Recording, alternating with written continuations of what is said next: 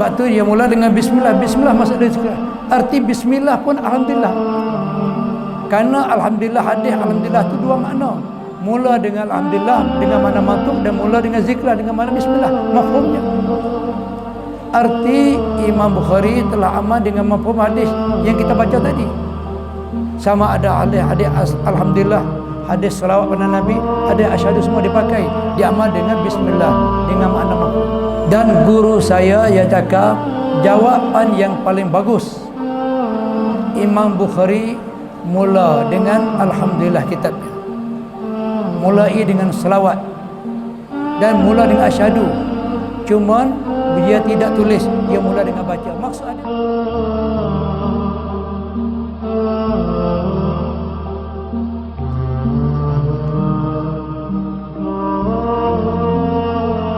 kepada mudir madrasah dan ustaz-ustaz dan santri-santri dan pengurusi, Assalamualaikum warahmatullahi taala wabarakatuh.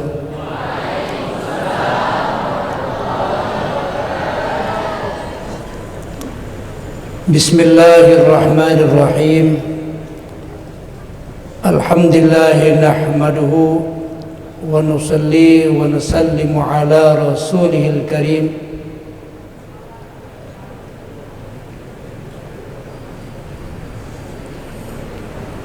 Asyhadu an la ilaha illallah wahdahu la syarika lah, wa asyhadu anna Muhammadan abduhu wa rasuluh. Allahumma salli ala sayyidina Muhammadin fil awwalin, Allahumma salli ala sayyidina Muhammadin fil akhirin, Allahumma salli ala sayyidina Muhammadin fil mala'il a'la ila yaumiddin. Amma ba'd. فأعوذ بالله من الشيطان الرجيم. بسم الله الرحمن الرحيم. يرفع الله الذين آمنوا منكم والذين أوتوا العلم درجات. وقال النبي صلى الله عليه وسلم خيركم من تعلم القرآن وعلمه. وقال النبي صلى الله عليه وسلم Man salaka tariqan ilal ilmi sahhalallahu lahu tariqan ilal jannah, atau kama qala alaihi salatu wassalam.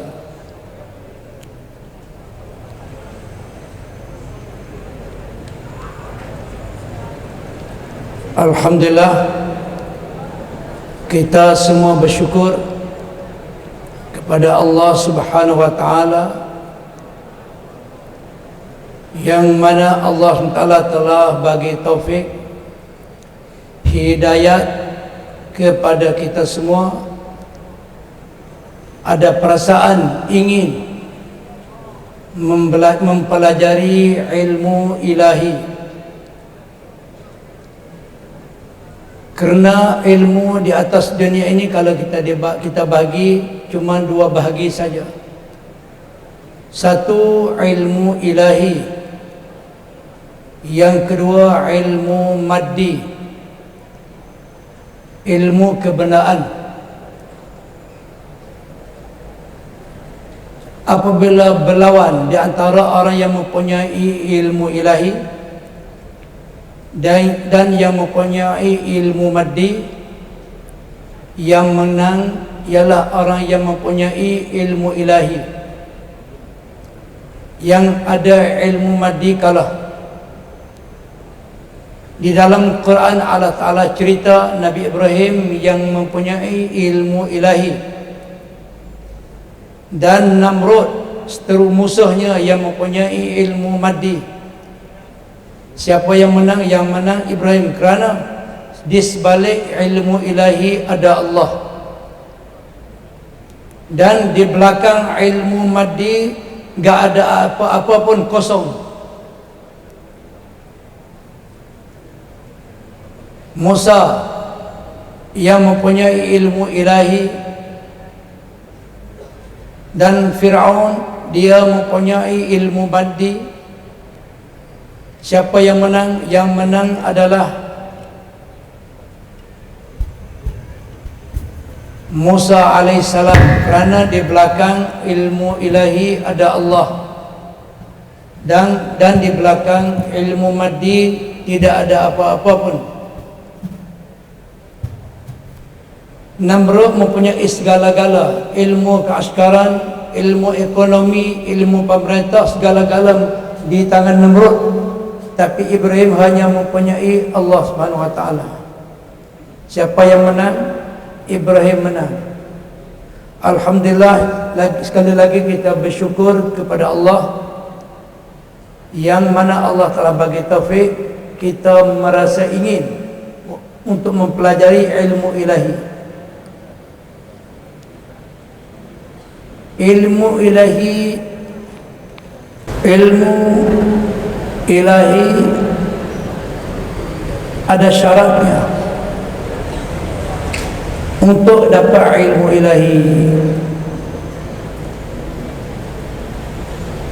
Kita sering dengar dalam sejarah Nabi sallallahu alaihi wasallam telah hijrah meninggal rumahnya ke Gua Hira kurang lebih 6 bulan. Datang Jibril memeluk Nabi sallallahu alaihi wasallam, dan terus beliau Jibril kata kepada Nabi, "Iqra." Maka Nabi jawab, "Ma ana biqari'in." Setengah ulama dia bahas ma adalah ma istifham, apa yang saya nak baca. Ada setengah ulama dia kata ma nafiyah, yakni saya tak bisa baca. Itu jawapan Nabi. Dilepas dan dipeluk kali yang kedua, hatta balagha minni al-juhdu. Kita akan baca dalam hadis Nabi, hingga sampai pada letih, penat, masyaqqah, al-masyaqqatu. Dipeluk kali yang kedua, Iqra, dan Nabi cakap ma ana biqari'in. Dilepas Nabi, dan peluk kali yang ketiga, Iqra. Soalannya, kenapakah Jibril alaihissalam memeluk Nabi 3 kali? Cukup dengan 1 kali? Peluk Nabi 1 kali pun cukup? Apakah Jibril tak mengerti? Nabi cakap tak bisa baca, tak bisa baca, masih suruh lagi, menyuruh lagi, ditekan lagi. Dinamakan taklif ma la yutaq. Tekan benda yang tidak mampu, tak boleh, tidak ada dalam agama. La yukallifullahu nafsan illa wus'aha. Kata ulama hikmat, Jibril ingin mengajar kepada umat Nabi Muhammad sallallahu alaihi wasallam bahawa untuk dapat ilmu ilahi 3 syarat. Sebab itu Jibril telah memeluk Nabi 3 kali. Kalau tidak memadai dengan 1 kali, cuma 1 kali cukup. Kenapa 3 kali? Mengajar kepada umat bahwasanya ilmu ilahi tak akan dapat malaikat orang yang mempunyai 3 perkara. Pertama, kosongkan fikirannya daripada benda-benda lain, daripada ibu dan bapa, daripada kawan, daripada segala kosongkan. Kita adalah buku, mata pelajaran kita. Tawajuh kepada mata pelajaran kita. Kosongkan fikiran. Guru saya nama Maulana Salimullah Khan. Dia mati umurnya 90. Cerita kita, tapi tidak pasti dengan sebenar. Dia telah hafal Al-Quran selama 30 hari. Satu hari dia dapat ingat 1 juz. Waktu saya belajar di Pakistan tahun 90, dia telah khatam Bukhari 40 kali khatam. Dia adalah Rais Wifaq di Pakistan, Rais ulama di Pakistan di zaman itu. Dia belajar ilmu hadis daripada Husain Ahmad Al-Madani daripada India, Deoband. Dia kata ada seorang seteri datang daripada jauh ke Karachi, ke madrasahnya, madrasah beliau.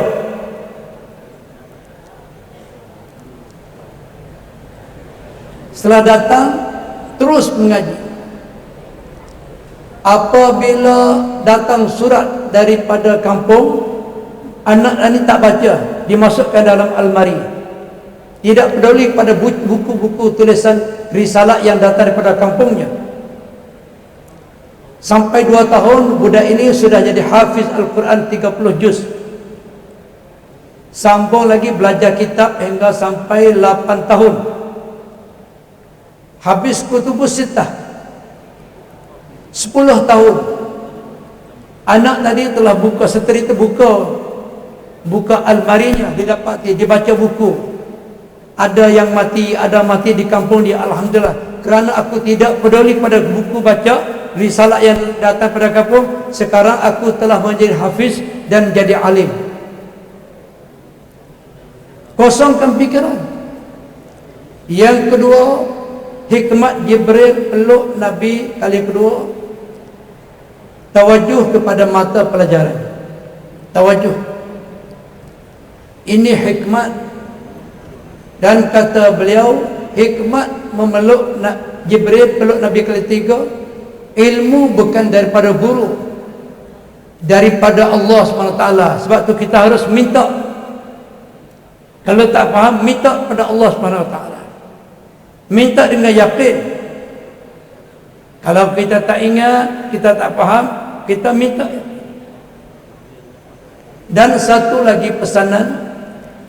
Satu ketika di zaman dulu, di zaman Harun Ar-Rasyid, dia telah bangunkan madrasah besar.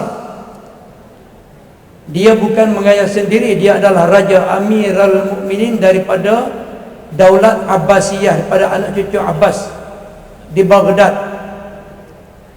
Kalau tak silap, dia ni raja yang ke-8, khalifah yang ke-8, yang ke-8 daripada Daulat Abbasiyah di Baghdad. Dia telah bangun madrasah yang besar. Dan seteri yang belajar di madrasah itu ada 6,000 orang, dikasih makan free, percuma, tak ada bayaran. Satu kali dia kumpul seteri semua dan tanya, apa tujuan kamu belajar? Yang ramai mereka jawab, kami belajar untuk dapat jadi alim, jadi hafiz dan mengajar, dan boleh jadi imam.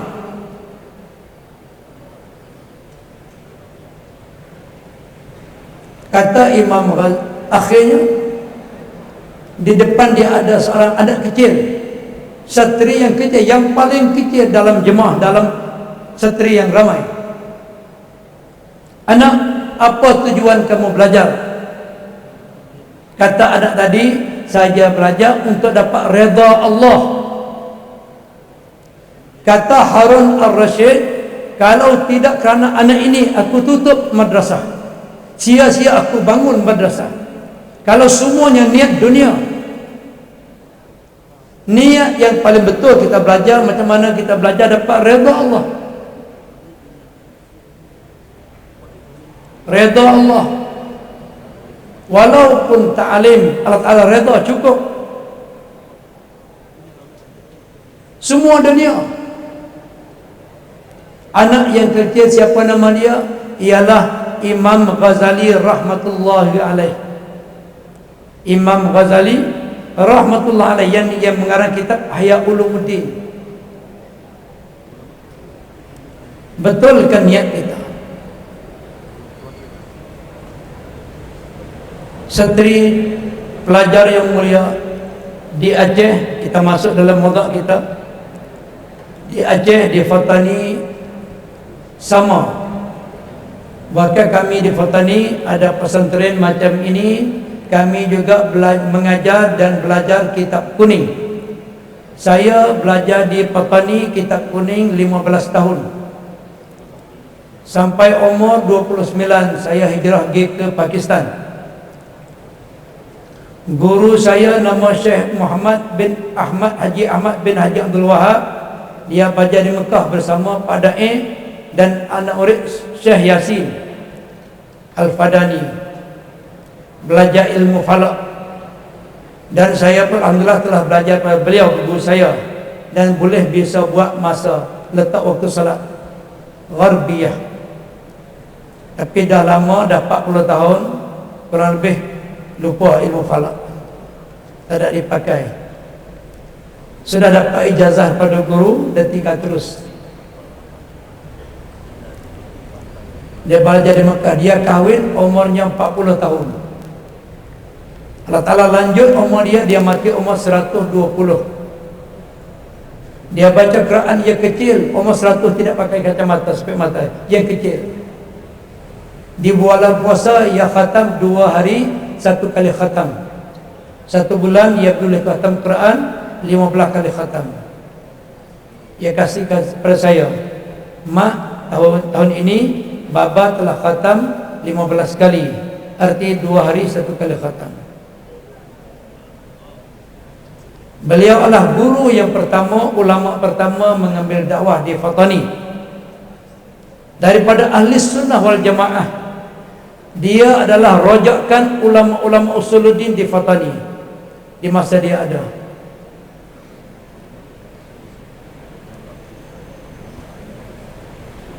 Ulama ahli sunnah yang berpegang dengan mazhab Asy'ari di segi ilmu akidah, aqaid.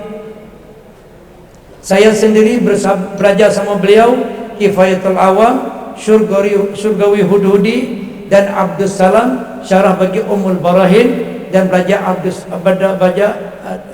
Abdus Salam syarah Jauharah.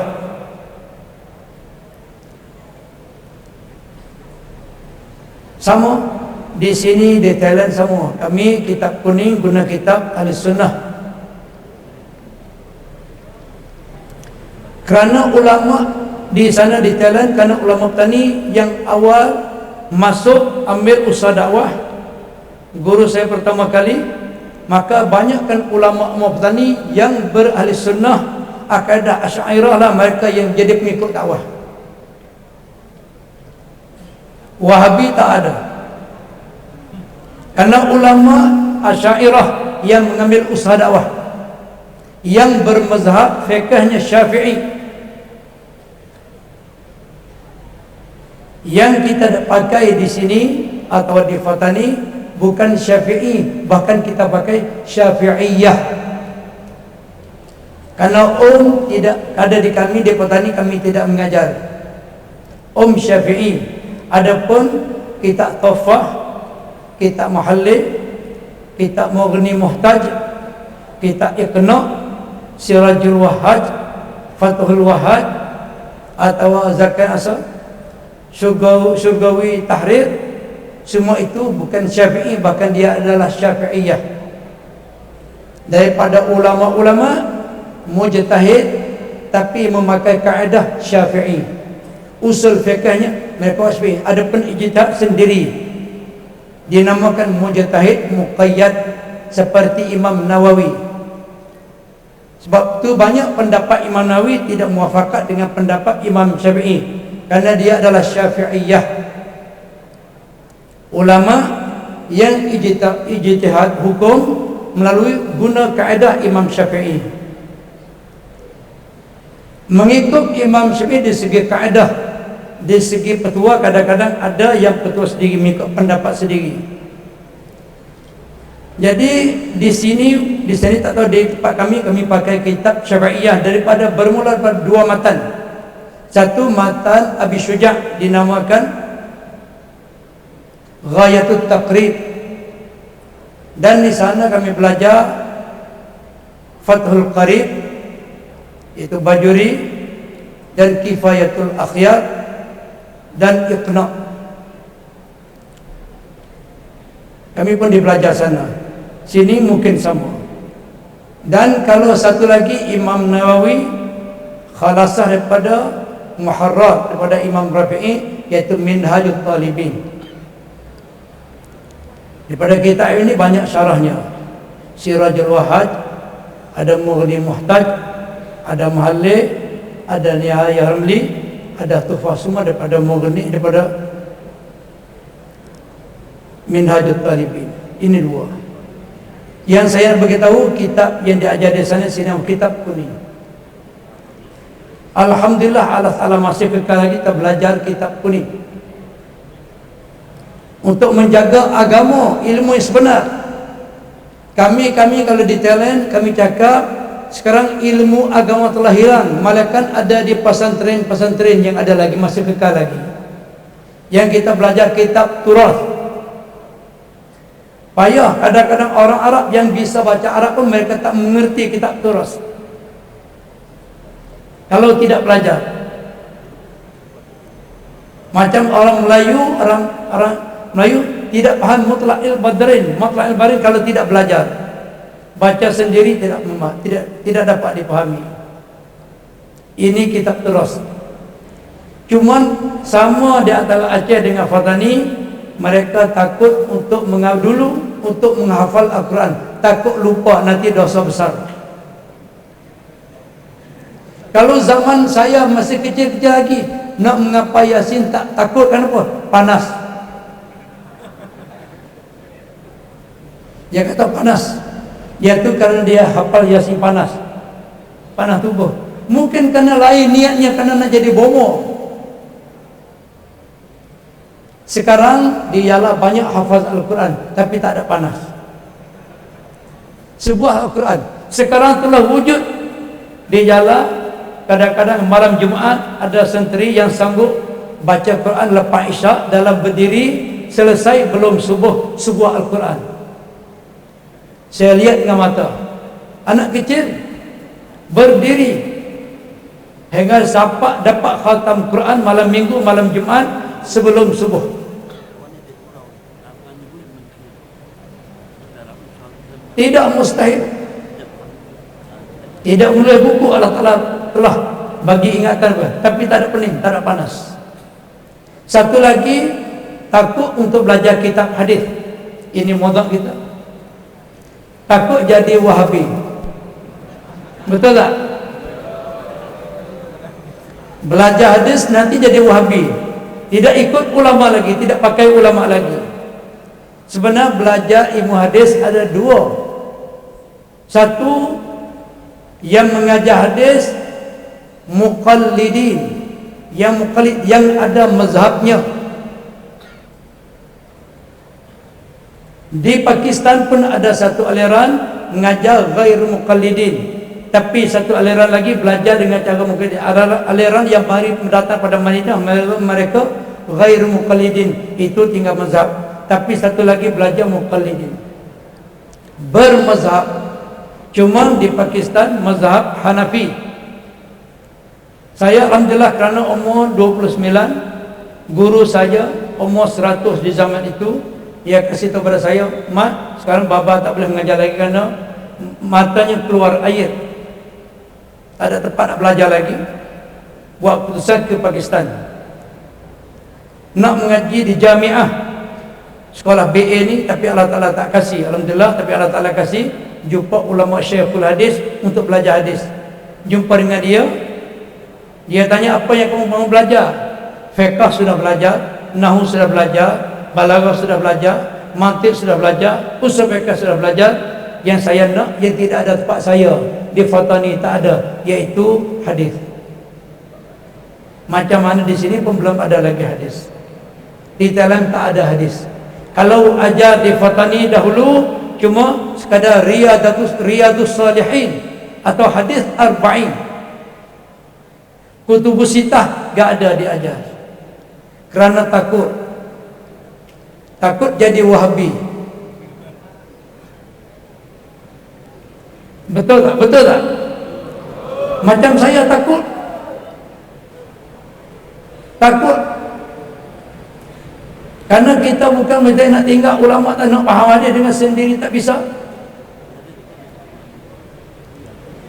Kita nak pakai ulama, belajar hadis daripada guru yang bermazhab Hanafi. Tiap-tiap kali dia mengajar hadis, dia takyid mazhabnya, tarjih mazhabnya, walaupun hadis tu bertentangan dengan mazhabnya. Tapi apa kita sabar? Dia bilang Syafi'i salah, tapi kita tak jadi tak jadi Hanafi, masih tegak dengan mazhab Syafi'i kita. Bahkan kita belajar di Pakistan, balik ke Thailand, lihat orang-orang bermazhab Syafi'i, banyak yang tidak amal ikut Syafi'i. Seperti solatnya, dia tidak, waktu nak rokok, dia tidak angkat tangan. Dia tidak angkat tangan. Ini Hanafi. Tapi anak-anak yang belajar fiqh Syafi'i pun tidak angkat tangan. Ini Hanafi.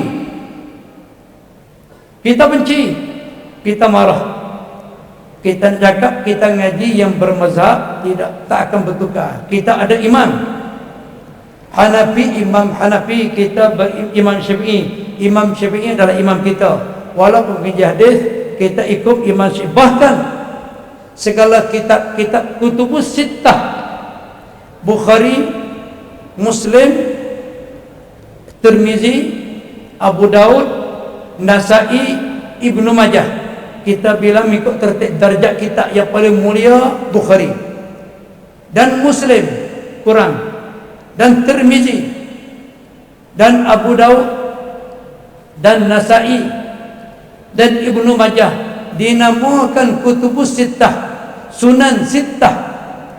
Kenapa dinamakan sunan? Karena susunan kitab yang mereka karang dalam ikut susunan fiqh.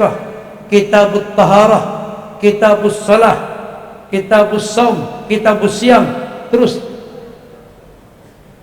kitab macam mana kitab fiqh, semua kitab Bukhari, Tirmizi, Abu Daud, Nasa'i, Ibnu Majah. Cuma bedanya sedikit. Imam Bukhari memulai kitab dengan Babu Bad'il Wahyi. InsyaAllah malam ini, walaupun singkat masanya, kita akan baca satu hadis dan kita akan ijazah sanad muttasil. Untuk kita panggil, kalau tempat kami panggil sang-sang. Sebenar ulama ijazah yang paling sebenar dari ijazah qiraatan. Cuma ijazatan dengan jalan munawalah ini bukan baik, kurang sempurna. Tapi insya-Allah walau sekurangnya satu hadis, tapi kita akan ijazah semua kitab Bukhari, cuma hadis. Baru kita dapat ijazah, boleh kita tu wabis sanadil muttasil qala haddatsana, dalam kitab haddatsana tu kita tak boleh kata, kerana Imam Bukhari kata. Dan kita dengan Bukhari jauh lagi. Saya dengan Imam Bukhari hampir 27 darjat sampai di Bukhari. Sanad. Sebab itu kita belajar hadis. Bukhari mulai kitab Bad'il Wahyi, kerana agama mulai dengan wahyu, Iqra. Kemudian kitabu Al-Iman, kerana lepas wahyu cakap iman. Bukhari, Muslim mengarang kita mula dengan sanad, kerana hadis kena ihtimam sanad. Kemudian kitab Al-Iman. Adapun Tirmizi guna mulai kitab dia At-Taharah. Itu beza-beza. Sebab itu kita belajar hadis. Kalau orang belajar Bukhari, titik berat masalah munasabah terjemah dengan hadis yang jadi masalah. Kalau hadis Abu Daud, ya datang semua adillah, kita yang memilih. Kalau Tirmizi, kebanyakan dia hadis yang berbetulan dengan mazhab Syafi'i. Kalau Nasa'i, Ibnu Majah, dia ada semua, datang semua hadis sahih dan dhaif. Dan hadis Abu Daud tempat yang ditekan adalah qala Abu Daud. Apa maksud? Beda-beda.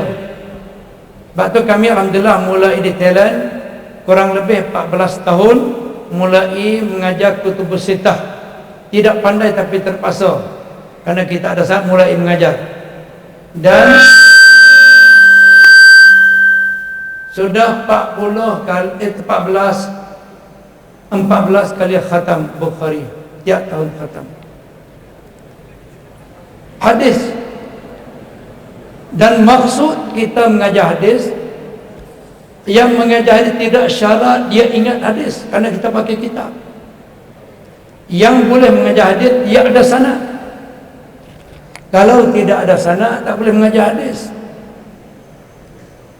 Nak kata hadasana macam mana? Ini kita akan baca contoh lagi. Baca hadasana. Sebab tu sanad perlu.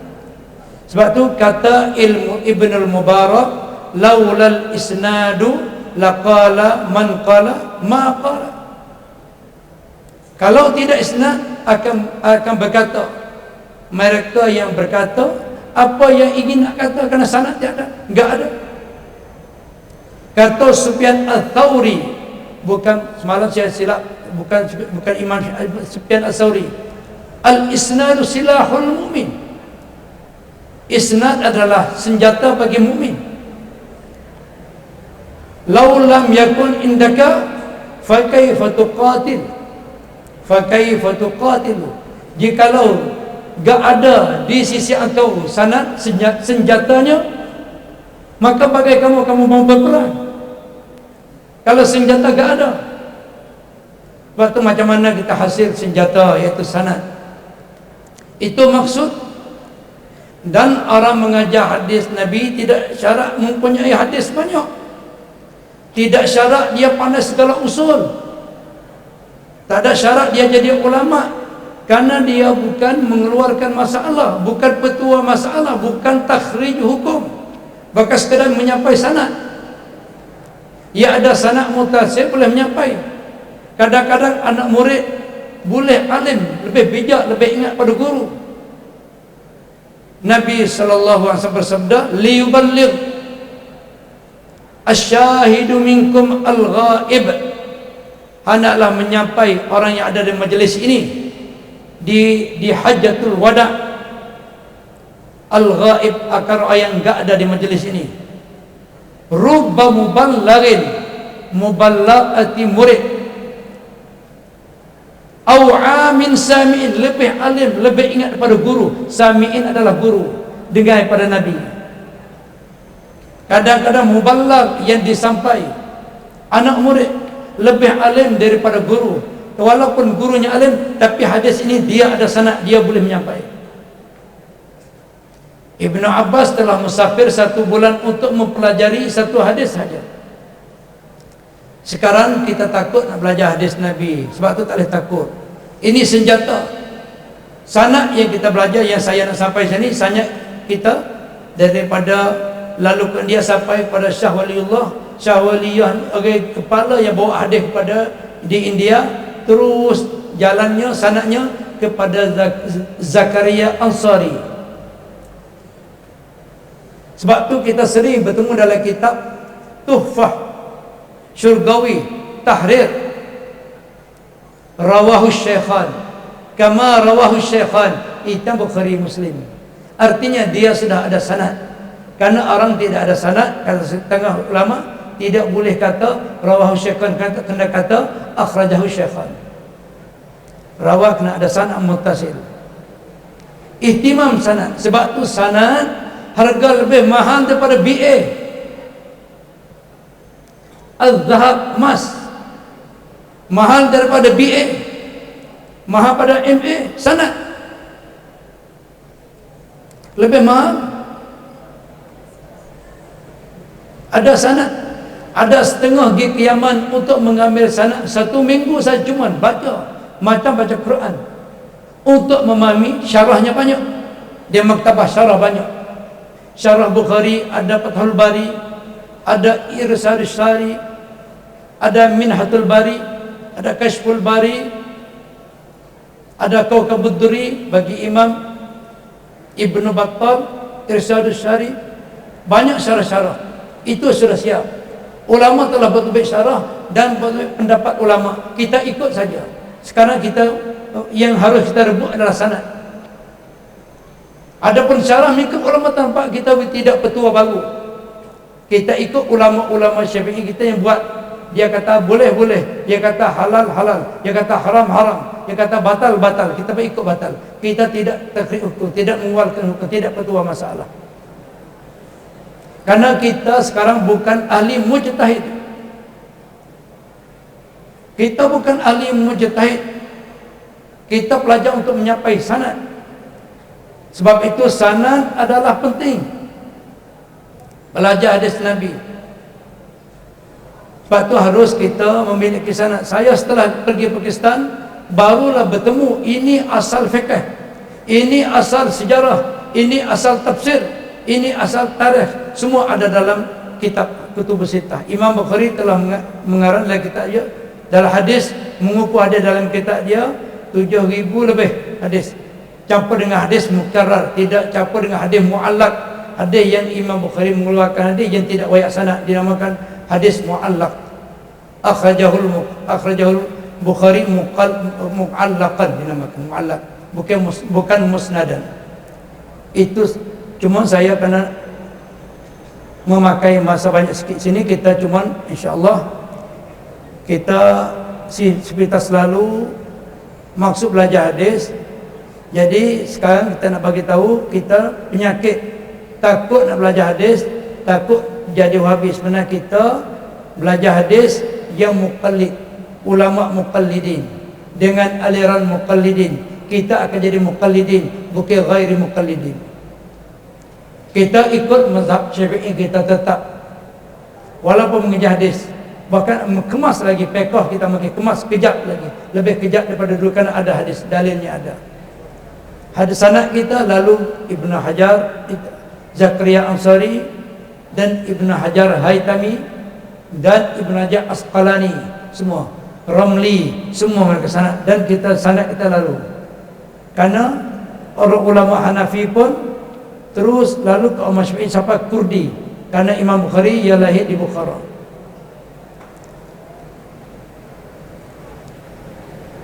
Malahan kitab-kitab Kutubus Sittah pengarang kebanyakan bukan orang Arab.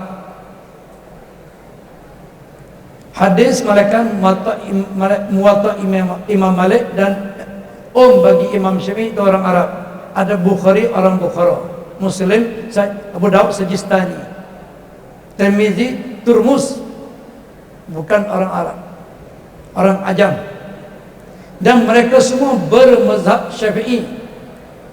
Muslim Syafi'i 100%, Abu Daud Syafi'i 100%, Tirmizi Imam bermazhab Syafi'i 100%, dan Nasai bermazhab Syafi'i, dan Ibnu Majah pun bermazhab Syafi'i, melainkan Imam Bukhari, maka padanya khilaf ulama.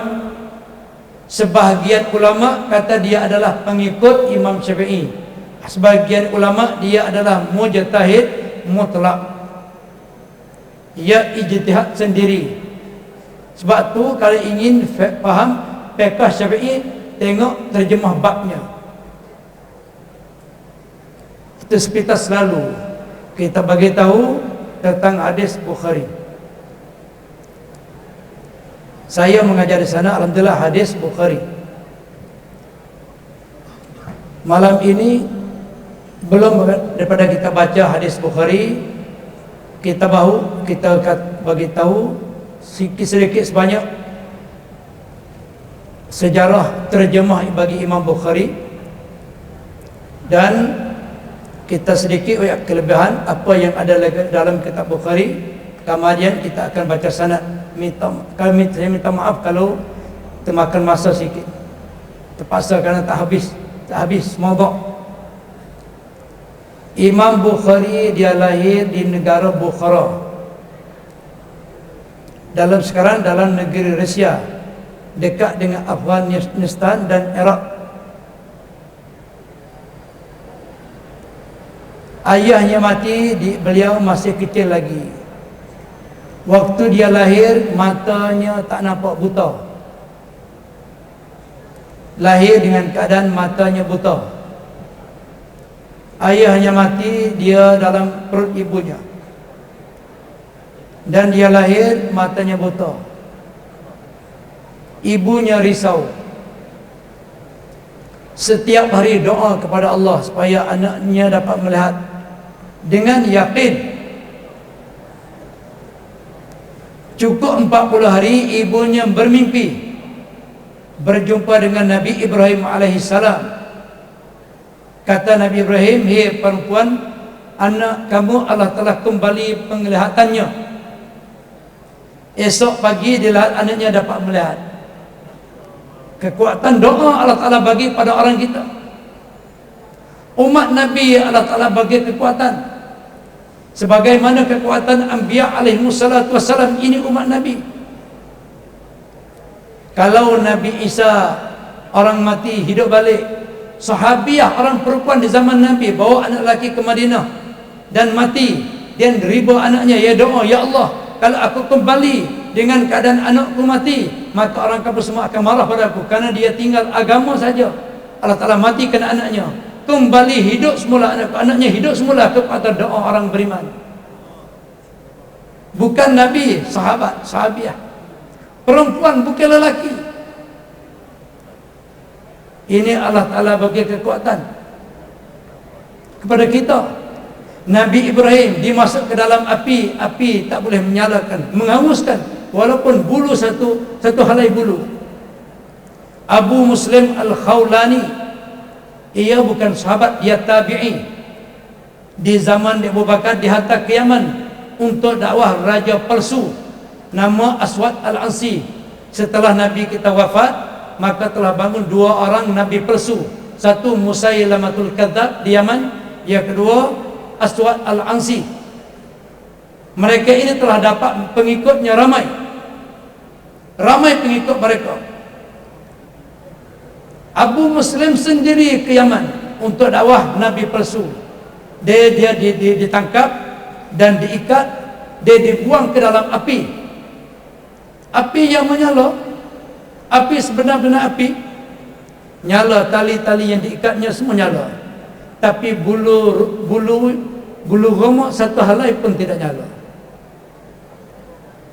Kata Nabi palsu, dia ni hantar balik ke negerinya, kalau tidak orang kita semua akan jadi pengikut dia. Ini kekuatan orang Islam, umat Nabi. Bukan hanya Nabi, cuma bagi dia Nabi dinamakan mukjizat, bagi ini umat dinamakan karamat. Begitu mak kepada Imam Bukhari doa, kekuatan doanya anak dapat mengelak 40 hari berdoa. Sebab tu kita kalau belajar tak faham tidak, mesti doa dengan kesungguhan, bangun tahajud dan doa, insya-Allah Allah Taala bagi faham. Doa dengan kesungguhan. Setelah Imam Bukhari umurnya 9 tahun, musim terlalu panas, Imam Bukhari kali kedua buta matanya, dan ibunya doa pula dan dapat melihat pula. Ini Allah Ta'ala telah hadiah kepada kita. Tapi sekarang kita malas untuk mendoa. Tak usah doa, silah bagi orang mukmin senjata, dapat melihat semula. Itu sepintas sejarah Imam Bukhari. Dan barakat kitab Imam Bukhari, setiap kitab yang dikarang dia salat hajat. Karamat kitab Bukhari, setelah khatam Bukhari, doa mustajab. Siapa yang mutalaah baca kitab Bukhari habis dan doanya mustajab. Kalau orang naik kapal mau tenggelam, baca Bukhari dan doa, Allah Ta'ala selamatkan. Telah mujarab, orang dulu telah buat. Ini barakah kitab Bukhari. Sebab tu di kami di Thailand, setiap tahun khatam Bukhari, kami ada majlis khatam Bukhari dan kami doa mustajab. Dan kitab Imam Bukhari, setiap kitab yang dikarang dia mulai dengan Al-Quran. Hari ini karena masanya terlalu banyak, kita akan baca hadis Bukhari. Diminta oleh Ustaz baca hadis. Saya tidak buat persiapan dan tidak mutalaah. Sekadar apa yang ada, kita baca satu hadis. Muslim juga tak payahlah Muslim, dua-dua sekali. Masa banyak, kalau satu hadis banyak. Jadi hadis Bukhari ini, kalau kita melihat hadisnya, ia kata haddatsana. Sebab tu setiap kali kita belum baca hadis Nabi, kita baca sanad. Kalau kita belajar hadis tak baca sanad, kita kata hadatsana. Guru tanya, bila kamu dengar Nabi hadatsana? Dengar Bukhari cakap bila? Tetap kita pergi dua, tapi pergi apa?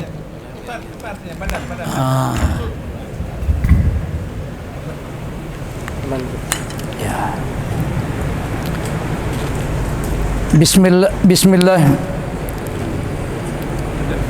Bismillahirrahmanirrahim. Bismillahirrahmanirrahim. Tutup.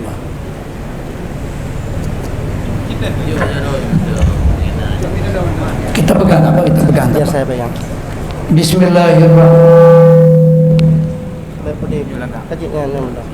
Bismillahirrahmanirrahim.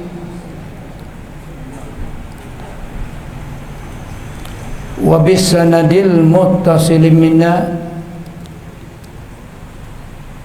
Bismillahirrahmanirrahim. Allahumma salli ala sayyidina Muhammadin wa ala ali sayyidina Muhammad. Wa bisanadil muttasil minna ila al-imamil humam Abi Abdullah Muhammad ibn Ismail ibn Ibrahim ibn al-Mughirati Al-Bukhari rahimahullah ta'ala qal rahimahullah ta'ala amin. Itu kita baca sanad muttasil. Sebelum sahabat Bukhari ada muttasil, guru daripada guru. Cuma saya datang tidak bawa sanadnya, kertas sanadnya tak bawa. Cuma daripada guru sahabat Bukhari sudah siap. Kaifa kana bad'ul wahyi ila Allah ila Rasulillah sallallahu alaihi wasallam wa qaulullahi jalla dzikru inna awhayna ilaika kama awhayna ila nuhin wan nabiyyin min ba'dih wa bihi qala haddatsana al-Humaydi Abdullah ibn Zubair qala haddatsana Sufyan qala haddatsana Yahya ibn Sa'id al-Ansari قال أخبرني محمد بن إبراهيم التيمي أنه سمع علقمة ابن وقاص الليثي يقول سمعت عمر بن الخطاب رضي الله عنه على المنبر قال سمعت رسول الله صلى الله عليه وسلم يقول إنما الأعمال بالنيات وإنما لكل امرئ ما نوى فمن كانت هجرته إلى دنيا يصيبها أو امرأة ينكحها فهجرته إلى ما هاجر إليه. Imam Bukhari luar biasa mengarang kitabnya. Ini cuma sekadar ingatan saja, tidak buat persiapan, dan saya tak sanggup mari nak mengajar hadis di Aceh. Telah bagi kepada Ustaz Aulia tak boleh, tapi terpaksa, ni tak ada niat, dengan tidak mahu, sekadar ingatan saja. Imam Bukhari mulai kitab cuma dengan alhamdulillah, tidak selawat kepada Nabi, tidak asyhadu, bagaimana pengarang-pengarang lain mereka buat. Cuma dengan bismillah terus masuk. Sedangkan hadis ada. Tiap-tiap pekerjaan yang ada faedah tidak mula dengan alhamdulillah maka tidak barakat. Tidak mula dengan selawat pada Nabi tidak ada barakah. Tiap-tiap khutbah tidak mula dengan asyhadu maka tidak ada barakah. Ajzam, aqta, itu kurang lebih. Tapi Imam Bukhari tidak. Bismillah terus langsung masuk qala Syekh. Kenapa dia tinggal hadis? Alhamdulillah tidak aman. Ulama jawab karena hadis itu tidak kena dengan syarat Imam Bukhari, bukan tidak sahih, tidak cukup dengan syaratnya. Satu pendapat jawab, satu jawaban. Kerana hadis tadi tidak kena dengan syarat Bukhari, bukan hadis tidak sahih. Yang kedua, hadis-hadis yang kita cakap tadi maksudnya bukan maksud alhamdulillah dengan mantuk. Mafhumnya dia tidak mula dengan zikrillah. Karena ada riwayat lain tidak mula dengan zikrillah. Mantuknya kena mula dengan bismillah, kena mula dengan alhamdulillah, kena mulai dengan salawat pada Nabi, kena mula dengan asyhadu. Semua itu makna mantuk kalau kita mula alhamdulillah. Ada satu lagi makna mafhum. Mulanya bizikrah, mana-mana zikir pun tak apa, cukup. Sebab tu yang mula dengan bismillah. Bismillah maksudnya zikir. Arti bismillah pun alhamdulillah. Karena alhamdulillah hadis alhamdulillah tu dua makna. Mula dengan alhamdulillah dengan makna mantuk, dan mula dengan zikrah dengan makna bismillah. Mafhumnya. Arti Imam Bukhari telah aman dengan mafhum hadis yang kita baca tadi. Sama ada hadis alhamdulillah, hadis salawat pada Nabi, ada asyhadu, semua dipakai, diamal dengan bismillah dengan makna mafhum.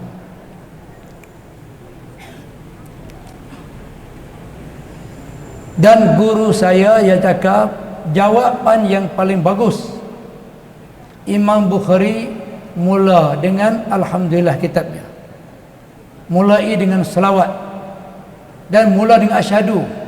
Cuman dia tidak tulis, dia mula dengan baca. Maksud ada bukan syarat, bukan mesti baca, bukan mesti baca. Yang kata mula dengan alhamdulillah walaupun bukan mesti tulis, walaupun tidak menulis di kitab, ia telah baca. Untuk mengamalkan hadis Nabi bukan baca, bukan sekadar tulis, bukan cuma tulis saja, mencukupi dengan baca. Mungkin dia baca bismillahirrahmanirrahim, alhamdulillah dan salawat, dia baca semua asyhadu, kemudian dia tulis qala Syekhu. Arti Imam Bukhari dia mulai dengan alhamdulillah walaupun tulisannya enggak ada, walaupun tidak ada tulisannya. Satu tu kurang lebih. Sebenarnya banyak lagi jawapan tapi tak sempat. Tu jawapan yang paling baik. Kaifa kana bad'ul wahyi. Bad'u dua makna, satu bad'u dengan makna budu, zuhurul wahyi. Yang kedua bad'ul wahyi. Zuhurul wahyi tidak muskil. Tapi kalau bad'u muskil. Zuhur mana zahir, kalau bad'u mula. Tapi yang rajahnya bad'u. Kalau bad'u muskil. Dalam bab ini cuma ada 6 hadis. Kalau kita melihat dengan cara ijmali 5 riwayat. Kalau kita tengok dengan cara tafsili ada 6 riwayat dalam ini. Ada 6 hadis ni dalam bab ini, kami kita beriman.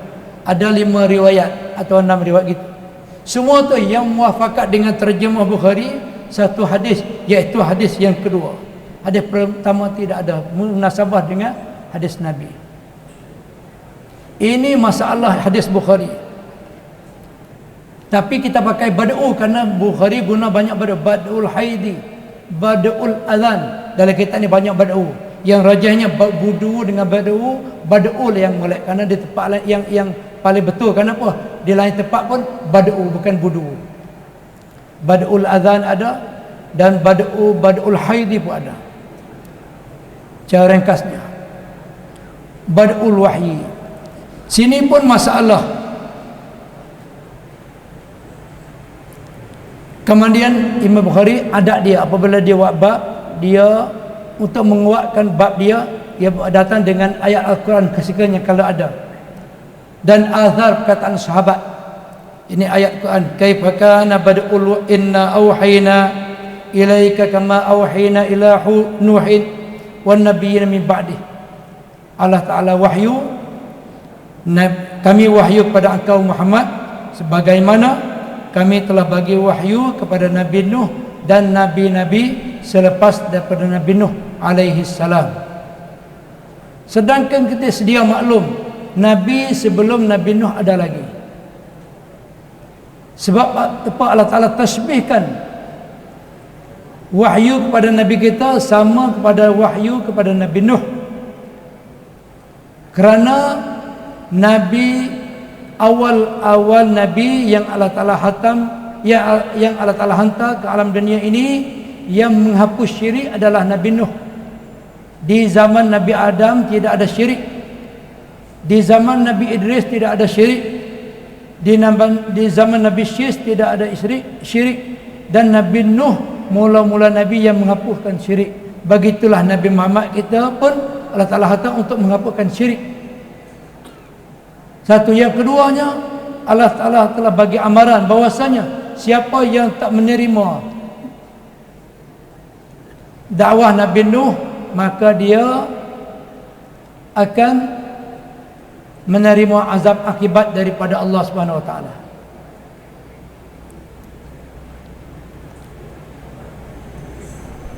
Itu kurang lebih, sebab itu ditasbihkan dengan Nabi Nuh. Sedikit lagi persoalan, sebab apa Imam Bukhari mula dengan hadis innamal amal binniyat. Tiada ada hubung munasabah dengan terjemah bab. Itu khilaf ulama banyak. Tapi guru saya yang kata ada munasabahnya. Ada setengah ulama sebagai pesanan kepada orang belajar ilmu hadis. Setengah ulama kata ada maksudnya, iaitu munasabah untuk dapat agama adalah hijrah. Nabi telah buat 2 hijrah. Satu, Nabi tinggal rumah kepada Gua Hira, maka Allah Ta'ala telah bagi wahyu. Yang kedua, Nabi hijrah pada negeri Mekah ke negeri Madinah, Allah Ta'ala sebar wahyu. Hijrah adalah munasabah, bad'il wahyu, turunnya wahyu sebab Nabi hijrah. Itu di antaranya, banyak lagi bahasanya innamal amal.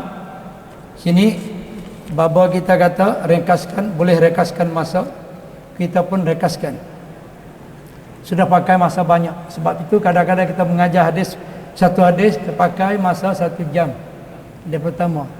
Tapi maaf, dari sekarang itu saja, insyaAllah kita menyapai satu hadis dan sanad dan ijazah semua hadis Bukhari, dan dari sanad muttasil kalau sanad ada, dan kita boleh baca hadis Bukhari dan baca sanad muttasil minna wa bis sanadi al muttasil minna ilmam qala haddatsana. Kalau sanad tu haddatsana, kalau na saja tu akhbarana.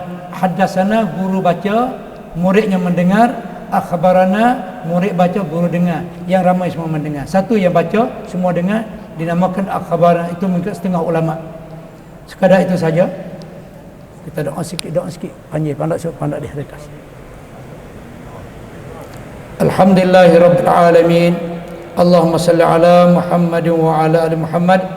Allahumma salli ala sayyidina Muhammadin fil awwalin.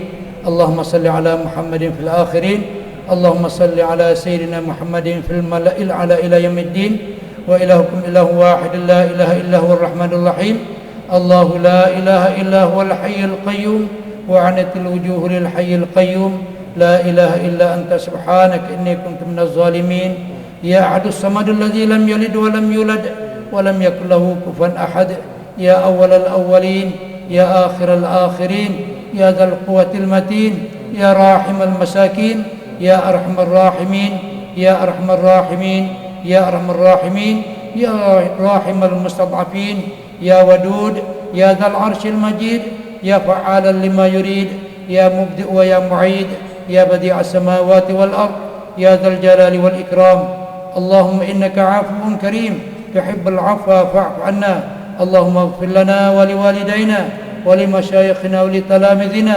ولأجدادنا ولجداتنا لجميع المسلمين والمسلمات والمؤمنين والمؤمنات الأحياء منهم والأموات اللهم إنك عفو كريم تحب العفو فاعف عنا اللهم إنا نسألك علما نافعا وعملا صالحا ورزقا حلالا طيبا واسعا في الدنيا والآخرة ربنا آتنا في الدنيا حسنة وفي الآخرة حسنة وقنا عذاب النار صلى الله على سيدنا محمد وعلى آله وصحبه أجمعين والحمد لله رب العالمين. Wassalamualaikum warahmatullahi taala wabarakatuh.